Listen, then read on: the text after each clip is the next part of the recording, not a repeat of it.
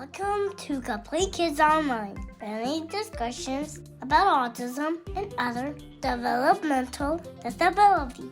Learn how working together is working better, one conversation at a time.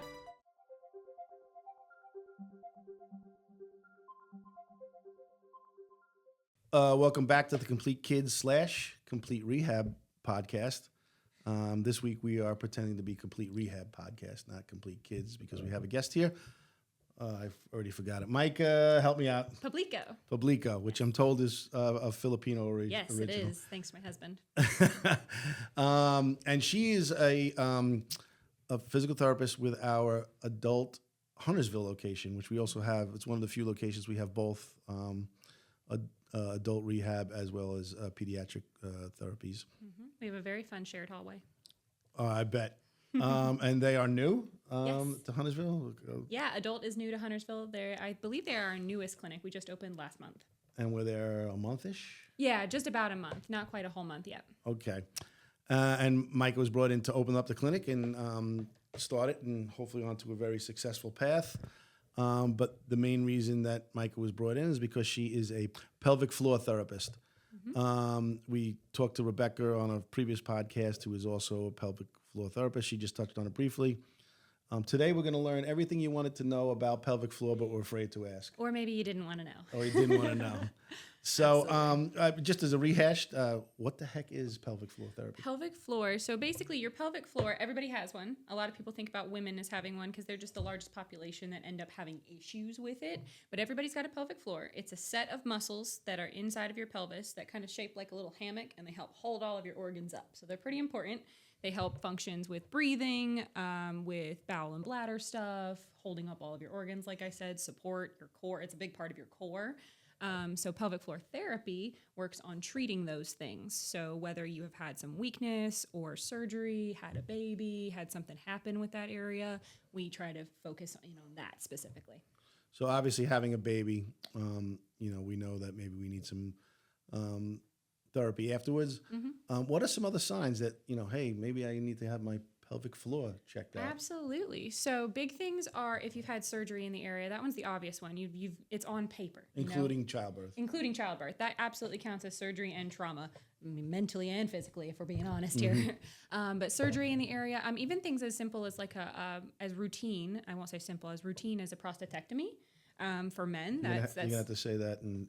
Yeah, having a prostate language. removal. Oh, okay. Prostate removal. That can start affecting things as well because it's all in the same area. Mm-hmm. So surgeries are your biggest thing, but also if you're feeling like you have pressure down in that area, that might be because there's less support. Some of your muscles might not be supporting your organs, and so they might be changing positions a little bit. You might have pain. Sometimes that's something that is not as talked about because a lot of people talk about, the moms that pee their pants kind of thing. Mm-hmm. You don't want to jump or cough or sneeze without crossing your legs.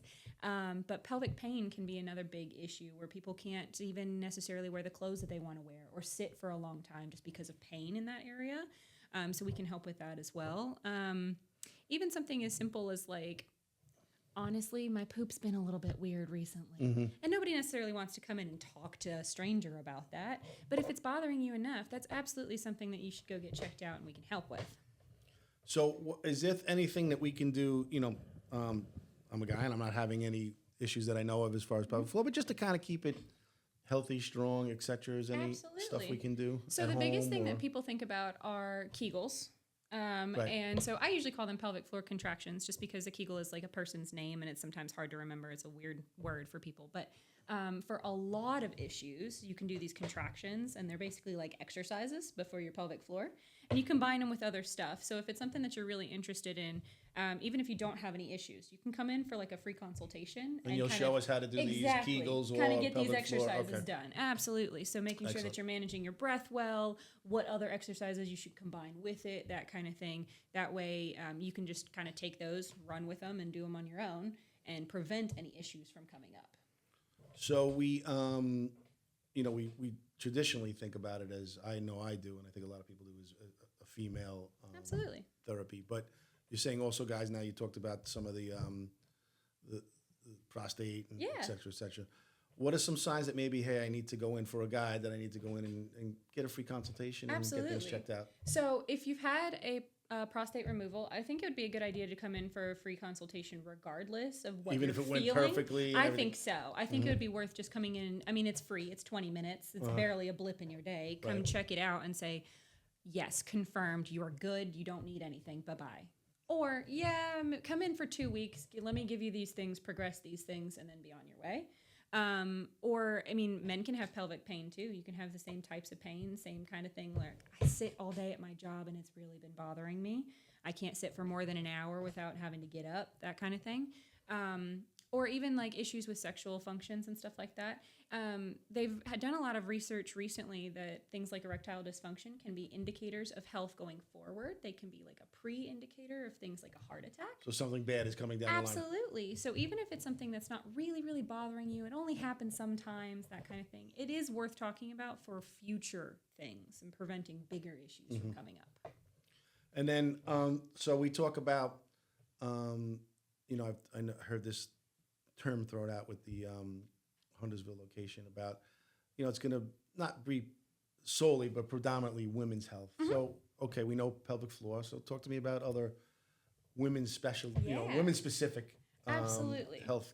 Some of those other things are things like breast cancer and trying to recover from that. Some people really struggle with what's called lymphedema following that. So where a lot of times when you've had a breast surgery because of breast cancer, they also take these lymph nodes that are in your armpit, and it makes it so that fluid that accumulates in your arm can't go back where it's supposed to. So some people need help managing that. So we can work on that and provide like recommendations on compression sleeves and stuff like that. Now, to clarify, I'm not a lymphedema specialist. There are people that do that very specifically, but just as an example of other things that are kind of women specific per se, like breast cancer.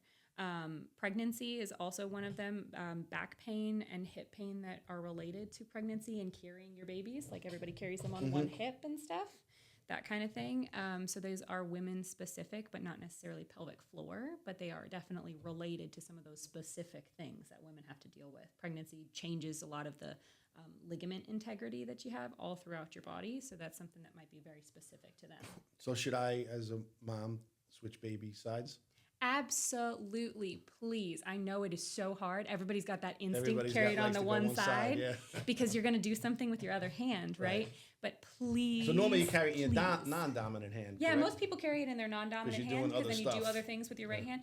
A lot of women just instinctively go to that left side. Right. Then you stick your hip out and your back's all wonky and your shoulder's weird now. Even with breastfeeding, a lot of people do one-sided type things. Please switch sides if you have the capacity to. If not, try and hold them straight in the middle or have like a baby carrier type of thing, like one of those harnesses, the wraps, that kind of thing, front or back, depending on the age of your baby. Those are going to help you a lot and offset weight and help you be able to hold that baby for longer too. So that way you don't get 2 hours into the day and go, oh my gosh, my back is killing me. So that was my next question. I'm assuming a lot of back problems with back problems are a big thing. Absolutely. And actually the back is very, very closely related to the pelvic floor as well.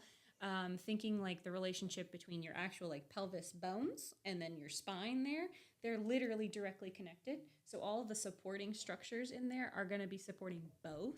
So if you have some back pain things and you've tried this and this and this, like I've gone to PT and I've gone to a chiropractor and I've gone to a massage therapist and I still have this back pain, well, then there might be a missing piece or two. You might be missing the pelvic floor piece, or maybe you're missing some breathing pieces or something like that. There might be a key factor that's missing there because the back has so many connections to everything else. But especially when you're having, especially a new baby, when you haven't held a baby before to that capacity, that's just a big change for your life and for your body to have to manage. I can imagine. Yeah. So, you know, as a person that wants to, you know, come in and get a consultation, do I need to go to my doctor, or I can just walk right in off the street and say... You can just walk right in, especially for those free consultations. Take a look at me. Absolutely, especially for those free consultations. We don't charge you anything for it, so we don't need to go through your insurance for anything like that. You just walk in and say, like, I have these concerns, and I want to know if this might benefit me, or if these concerns are just my anxiety talking or something like that. So those, absolutely. Walk right in the door, give us a call, schedule it at your convenience, whatever. We have a fair bit of availability right now, so we've been trying to get everybody in within 24 hours at their convenience, of course, after the call. Well, too. Yes, after the call. But if you're pretty sure that you want to go ahead and get checked out and do a full course of PT potentially, we also have direct access, kind of like Rebecca talked about before, where you can walk straight in our door for most insurances. Now, it's nice if you give us a call ahead of time so that we can verify your insurance for you. So that way, when you walk in the door, we have that information to give to you of what you can expect your copay to be, what your deductible is, visit limits, all of that fun stuff from them. But in terms of having a referral, you don't necessarily need to go back to your doctor and get that referral sent to us. Unless you have something like TRICARE, Medicare, a couple of those specific things do require that. But most people like Blue Cross, United Healthcare, that kind of stuff, you can just give us a call and come right in. And if we run into anything where like I have any concerns about you, I'll call your doctor for you, or I'll send them an email, or I'll communicate with them if I have any concerns beyond what you think you have going on. And the same for Medicare, Medicaid? Absolutely. So Medicare, Medicaid, TRICARE, those things are federal insurances. Those you have to get your referral first. But most of the time, it doesn't necessarily have to be a visit to your doctor. A lot of doctors' offices are okay with you calling and saying like, hey, remember when I talked about this? I'd like to go see a PT for that. Can you send them a referral to this place? Excellent. And that's really not a problem. And you guys will help assist with that as Absolutely. well? Absolutely. Yeah. Absolutely. They give us a fax over, and if that's communication is just not happening the way they want it to, they can give us a call, and we can try to get that from the doctor as well. Awesome. Yeah. Any other advice or...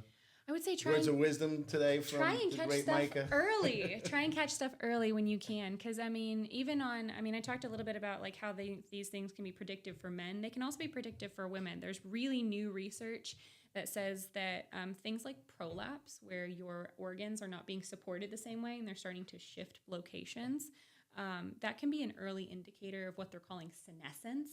Is more like a general term for like aging and brain aging and mental aging, things like that. Not necessarily to the point of dementia or Alzheimer's in research yet, because it's really, really new. But if you can notice things like that, like pelvic pressure and heaviness and that kind of thing early and treat it early, then you have a better indicator of other health things that are going to be potentially happening and catch those early as well. So my big advice is just to like pay attention to your body. And if you think that something might be just a little bit up, give us a call. It does not hurt to just give us a call. I'm even happy to talk to people over the phone and answer some concerns of like, hey, I just kind of noticed this. Is this something that I should come in for? Yes or no? I'm happy to say no, you're doing really well. Call me in a month if things get worse. Or, yeah, let's go ahead and check that out. And if I don't have any major concerns after your physical exam, then I'll send you out too. Yeah, I think people, I've learned I've gone through PT. I've gone through our PT. Yeah. Everything's connected. Right? Absolutely. So you go in there, you got a little ankle problem, you realize, well, my hamstring keeps going out or whatever. So you'd be surprised how things affect each other. Absolutely. There's that old song, the thigh bone's connected to the That's shin exactly bone. where my head goes. It's exactly, and it's true. We giggle about it, and we all kind of remember it from childhood, but it is absolutely true. These things are all related, whether it's bones or muscles or internal organs or brain functions. All of those things absolutely affect one another. So if you notice one thing going wonky, you might be able to prevent something else going wonky later down the line. So treat yourself good. So if you want to go and get a free consultation at the Huntersville clinic, Myka herself will do it for you. Absolutely, that'll be me. I'll be the only one there for now. And yeah, come and see me. Come give me a chat. If nothing else, come get that free consultation. Just check out general, how you doing. And that's all on the Compleat Rehab website. Yes, it is. So just Compleat Rehab. Remember, we spell complete a little bit different. And check out the Huntersville location or any other location that's close to you, and come in and get a free consultation if you feel like you need, or even if you don't feel like you need to. Come in and they'll tell you. Absolutely. We can tell you, no, you don't need it. If nothing else, we can confirm that you're doing really well. That feels good sometimes too. Yes, it does. So I'm going to ambush you. Sometimes I prep people. I did not prep you today. So we always end the podcast with, because the kids division has the superheroes, so we always say, if you have a superpower, if you could have any superpower, what would it be and why? Oh, I'm 100% ready. This is the question that's on my whiteboard in the Huntersville clinic right now. It's okay. like a welcome in thing. I would love to have replication. So that way I can clone yourself. Absolutely. I want to keep it super general though, so that I could be unfair and also like replicate money and food and stuff like that. But I would love, if I'm going to be real picky, I'd love to replicate myself. But then once they come back to me, I have their experiences too. So you go learn French and you go learn carpentry. Love and then it. when you come back to me, I have all those skills. Love it. Yeah, that'd be fabulous. It's like, what's his name? Neo. Neo Yeah. in The Matrix. Yeah, I could be like a master of everything. It'd be great. That's awesome. Well, thanks for coming. Really appreciate Thank you. We definitely learned a lot. Again, if anybody out there needs this consultation, feel free to reach out to either Mike or any other the extremely qualified PT therapist that we have around the company. We'd be happy to have you. To continue the conversation, visit the links to our website, Facebook page, or Instagram in the comments.